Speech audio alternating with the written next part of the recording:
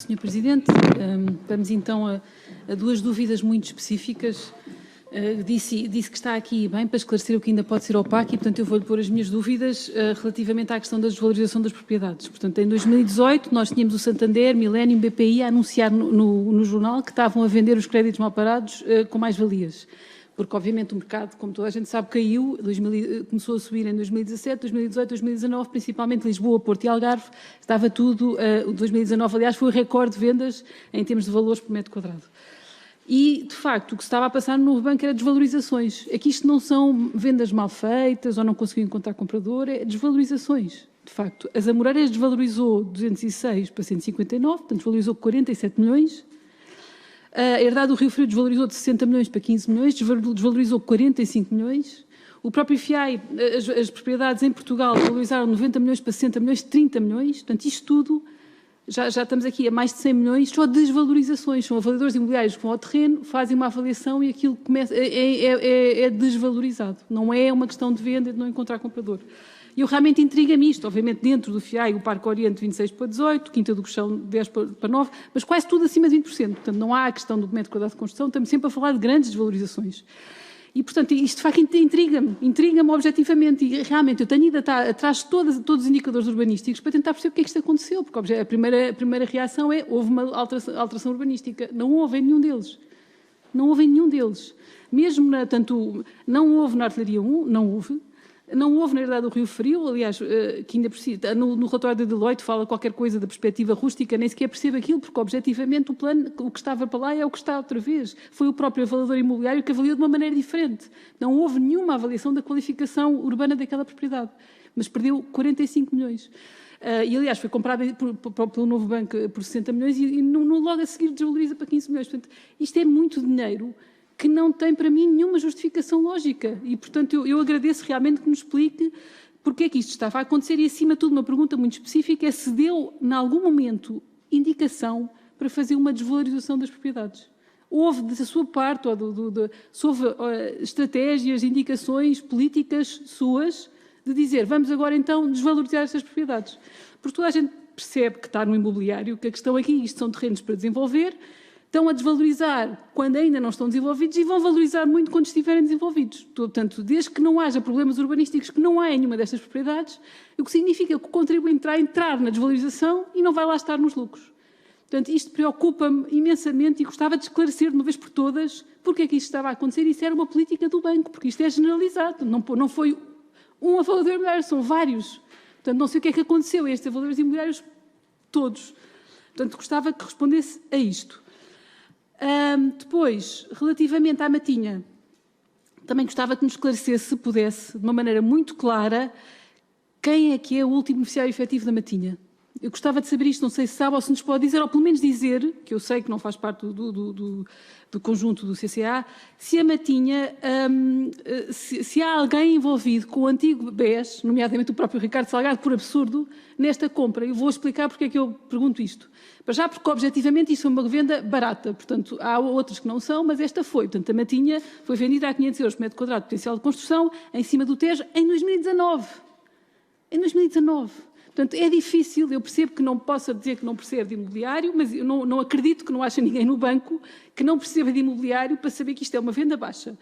O relatório da Deloitte diz que não houve concurso de venda nem análise de conflito de interesses. Portanto, e foi vendido por 142 milhões, que é 2 milhões a menos do que ela foi comprada em 2009, ou que ela estava indicada no banco em 2009. E como se sabe, esta Casa da Matinha, por isso é que eu quero que nos acalme o espírito, que garanta que não há ninguém envolvido com o banco ou com o próprio Lone Star, porque isto foi um bom negócio para o comprador, seja quem for. E eu aplaudo se for um comprador, olha, que viu aqui uma oportunidade e fez, pronto. Foi sem dúvida um bom negócio e, portanto, quando disse aqui ao meu colega que estava descansado com este crédito, eu também tenho a certeza absoluta, como sabe também, a Vigo Properties que comprou isto, está a vender a 7 mil euros por metro quadrado ao lado, no quarteirão ao lado. Portanto, isto aqui foi vendido a 500 euros por metro quadrado de potencial, vai ter 2 mil euros por metro quadrado de obras e vai vender a 7 mil euros por metro quadrado de potencial. Eu sei que há riscos inerentes, mas há uma forte possibilidade, uma vez que é a propriedade que é. Portanto, descanse-nos o espírito que não há ninguém envolvido do passado do banco nesta venda. E, portanto, isso aí ficava também aqui um bocadinho que não foi bem vendida, não foi. Portanto, se está satisfeito com ela, pronto, mas eu não considero que tenha sido. Mas, pelo menos, que não tenha sido mal vendida a uma pessoa Ainda por cima, como sabe, a Matinha tem um histórico muito complicado, porque a Matinha, o projeto do Plano Pormenor foi desenhado pelo Manel Salgado, que era primo de Ricardo Salgado. A Matinha valoriza em 2012, precisamente, quando o Plano Pormenor é aprovado na Câmara, quando o Manel Salgado era vereador, e, portanto, ele não votou, mas quer dizer, há este histórico, e ainda por cima o Luís Filipe Vieira disse-nos aqui que ele, que era o proprietário da Matinha, foi fortemente convidado pelo banco a sair da propriedade, ou seja, o banco queria ficar com a propriedade. E eu percebo porquê, qualquer pessoa percebe porquê. Portanto, queria tirar de lá o Luís Filipe Vieira e tirou. E ele disse que não queria sair, mas saiu. Portanto, esclarecem-nos estas duas perguntas muito claras e só muito curto. Falou num programa até bastante interessante dos bancos, que deu na SIC com vários CEOs, sobre que havia um bom exemplo que tinha conseguido pagar dívidas de 2 mil milhões. Não sei se pode dizer quem é que é a pessoa, que é o nome, se não quiser não diga, mas diga que tipo de negócio é que está ligado já agora, porque está sempre, temos falado dos bons casos, então faz favor deste caso. E a última quarta, o que é isto das suspensões de PDM? Por causa que é um banco, porque agora, o que é isto a ver suspensões de PDM? Isto não existe, a sério, porque agora vou defender os vereadores do urbanismo, têm costas largas e manda tudo para cima dos vereadores do urbanismo, isto não existe. Portanto, esclareça-nos lá o que é, quem é que fez e onde. Sr. António Ramalho, faz favor por responder.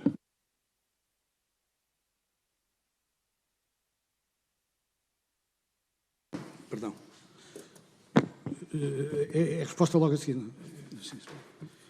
Senhora Deputada, eu vou-lhe tentar responder aos diversos elementos que está a colocar. Nós, sobre a Moreiras, como sabe, trocámos correspondência, que a senhora Deputada na altura escrevia no jornal e, portanto, eu tive a oportunidade, como de vez em quando faço, em relação a pessoas que considero, quando vejo uma opinião que é muito contrária à minha, e dizer o seguinte: as Amoreiras é um dos terrenos que, pela sua relevância, e é muito específico, porque a Artilharia 1 é um dos prime location que tínhamos, conjuntamente com a Feira Popular, em que tínhamos, no fundo, as duas grandes transações de espaços territoriais da zona de Lisboa que podiam ser valorizadas.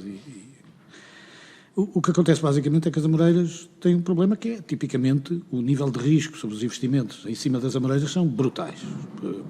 As Amoreiras não se fará em menos de 7, 8, 10 anos. 10 anos é uma eternidade para todos os efeitos, mais a Câmara Municipal e mais as dificuldades decorrentes dos vários planos.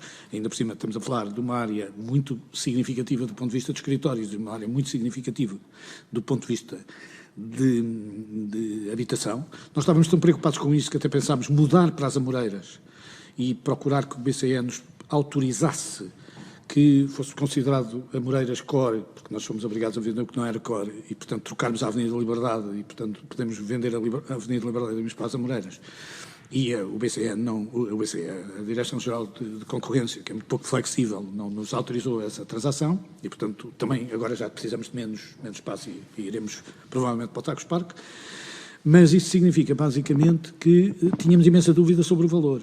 Acresce que as Amoreiras tinham um problema adicional, era o facto de nós não sermos proprietários a 100%, sermos proprietários do fundo, porque aquilo é para Coutinho, como sabe, é Templeton, e depois nós termos, na recuperação, ficamos com o fundo, e o outro parceiro do fundo é uma sociedade que tem uma complexidade criminal brutal, porque é a sociedade IG Premium, que trabalha sobre o quadro da Suíça, sobre as transações de Ricardo Salgado, etc. Enfim, aquilo é um dos ativos dos múltiplos fundos que essa sociedade tinha, mas punha-nos um problema enorme. Eu, quando cheguei ao banco, foi o ano em que as Amoreiras passou para 200 milhões de avaliação. Ela tinha estado a um preço mais baixo, passou para 200 milhões por uma avaliação corretíssima, feita por parte dos avaliadores. Tinham uma determinada avaliação. Eu fiquei particularmente desconfiado desse facto pelo seguinte: nós tínhamos estado num processo de venda e nesse processo de venda não tinha aparecido ninguém, ou melhor, tinha aparecido alguém que nós tínhamos algumas dúvidas se de facto tinha capacidade financeira ou não para a compra, com um valor também irrisório. Mas eu não gostei do valor irrisório, sei que a proposta ainda por cima não estava mal preparada e, portanto, pensei, bom, até alguém que pensa, eu tinha acabado de chegar ao banco e, muito sinceramente, mandei reavaliar as Amoreiras, mas primeiro fiz um processo de venda. E esse processo de venda, que foi um processo de venda não foi super organizado, foi um processo de venda apenas para testar o mercado. Portanto, eu tinha, isto é 16, portanto, está a ver, eu tinha chegado em agosto, portanto, estaremos a falar provavelmente em outubro, onde vendo. Teve 2 concorrentes. Eu julgo que se pode dizer os 2 concorrentes, porque os 2 concorrentes são 2 concorrentes relevantes da sociedade portuguesa do lado imobiliário, portanto, tem credibilidade. Um era a Fossum, que naturalmente era concorrente também à Feira Popular, como aliás veio a adquirir. E a outra, enfim, não sei se devo dizer, mas era a Vanguard, portanto, quer dizer, que tem feito fortíssimos investimentos na cidade de Lisboa. E com quem nós temos uma belíssima relação, e, portanto, enfim, o Claude Bernard fez vários investimentos agora, nomeadamente na Comporta, e, portanto, estamos a ver esse efeito. Portanto, e tinha um valor naturalmente muito abaixo de 160 milhões. Eu fiquei extraordinariamente... É verdade que eram non-binding, mas não há tendência das non-bindings a aumentar de in-binding. E eu fiquei com imensas dúvidas se tinha uma capacidade ou não. E o que é que eu fiz? Fui verificar quais eram as avaliações, que aliás na altura por carta dei-lhe os avaliadores. Os avaliadores são certificados, não quero pôr isso em causa. Mas pedi a duas empresas, enfim, isto também há Tier 1 e Tier 2. E pedia o Tier 1 a duas grandes empresas, e as duas empresas vieram a baixar para 160 milhões. E eu, como ainda por cima é um fundo, e é um fundo que ainda por cima tem uma participação de terceiros, que ainda por cima é complexa, e nós estamos a reavaliar esse valor.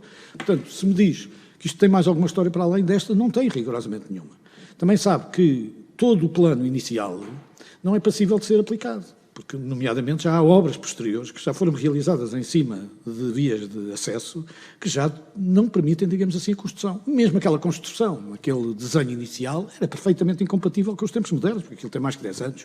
Portanto, não é só o facto, nós estamos a falar de um património que tem que ser avaliado com estas flutuações. É muito dinheiro, é verdade, mas, muito sinceramente, foi o que saiu diretamente da avaliação. É um fundo e, portanto, nós não temos intervenção do fundo. Eu, na altura, não tive a oportunidade de lhe mandar as avaliações pela simples razão de que eu não era o gestor do fundo e, portanto, não era o gestor do fundo.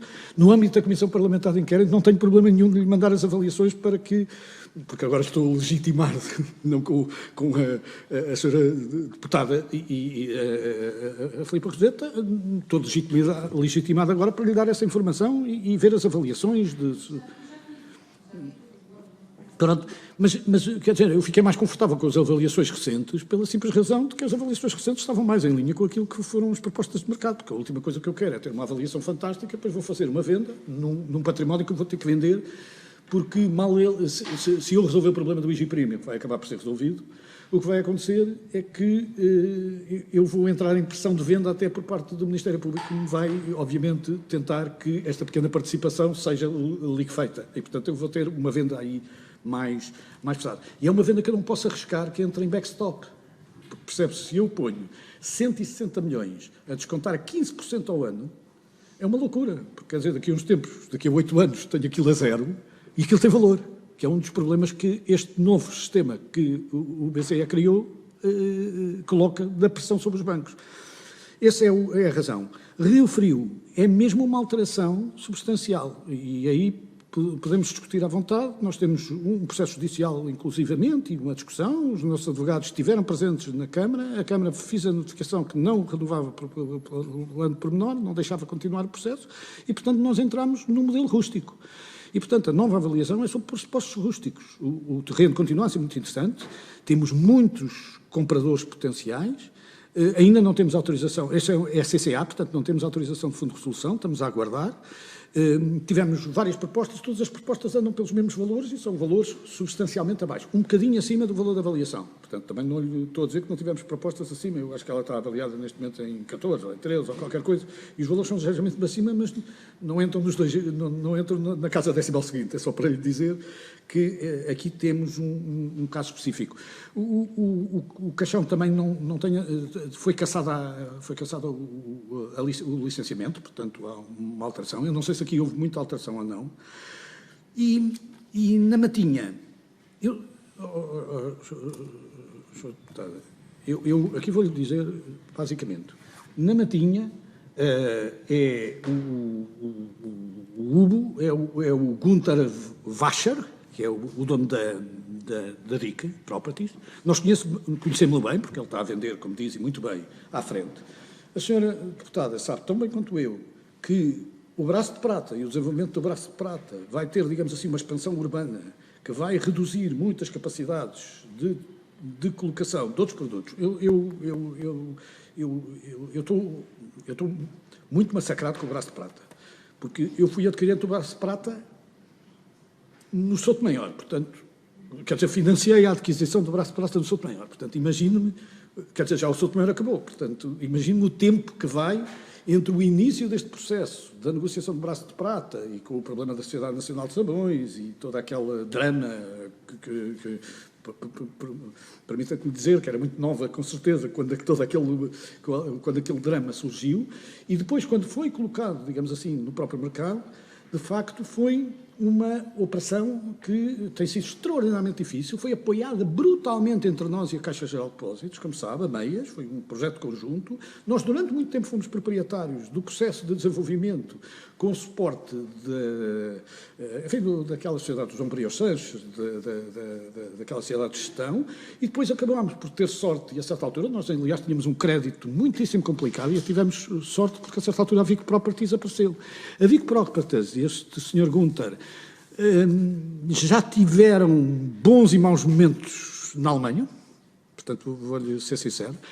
Neste momento estão a passar um bom momento e ele, de facto, tem estado a conseguir, digamos assim, fazer sequencialmente toda a parte do Braço de Prata. E nós achamos que isso não nos coloca a matinha num valor diferente daquele que temos. Portanto, nós temos essa valorização. Há uma coisa que eu queria dizer. Não temos a mínima...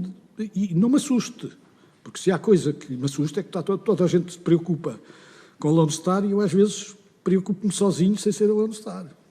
E tivemos agora a propriedade de Casal Feitoso, das partes relacionadas. O Dr. Bracinha Vieira, quando vier cá, vai dizer uma frase que é lapidar, que eu não gosto muito de ouvir, mas ele vai dizer, que é, quando vendemos em pacote temos muito mais segurança do que quando vendemos caso a caso. Porque é mais fácil fazer o controle, é mais fácil fazer a aposta, etc. O caso a caso nunca sabemos se nós estamos a fazer um erro. E agora, em Casal Feitoso, por exemplo, tivemos, como sabe, 7 leilões, e havia um leilão, aliás, só aceito porque o Ministério Público e o Dr. Carlos Alexandre dá autorização ali que fazer, ainda por cima é uma discussão técnico-jurídica entre nós e o Ministério Público muitíssimo interessante, mas que não desejamos a ninguém, porque ele apreendeu os montantes e nós somos crédito hipotecário, cada um de nós defende a propriedade sobre, digamos assim, os fundos liquefeitos, e, portanto, neste momento, ainda assim decidimos os dois que era melhor liquefazer os fundos, deixar a propriedade a vir ter a sua vida própria e depois tirar. E, nesse sentido, curiosidade, doutor, permita-me. Sim. E esse diferendo com o Ministério Público já está resolvido? Não. Então como é que tiveram a autorização? Não, porque o que nós fizemos é o seguinte, portanto, a discussão técnico-jurídica é se, já agora, peço desculpa, Sr. Presidente, já agora é dizer que há a discussão jurídica sobre se o que tem valor é a hipoteca, se o que tem valor é a apreensão. Esta é a primeira discussão. Acontece que também não é uma apreensão simples, porque é uma apreensão de bem criminoso, o que põe dúvidas sobre a legitimidade da hipoteca, porque a hipoteca é feita a favor do Banco Espírito Santo, num terreno de parte relacionada que é da família Espírito Santo. Portanto, quer dizer, não é um caso simples.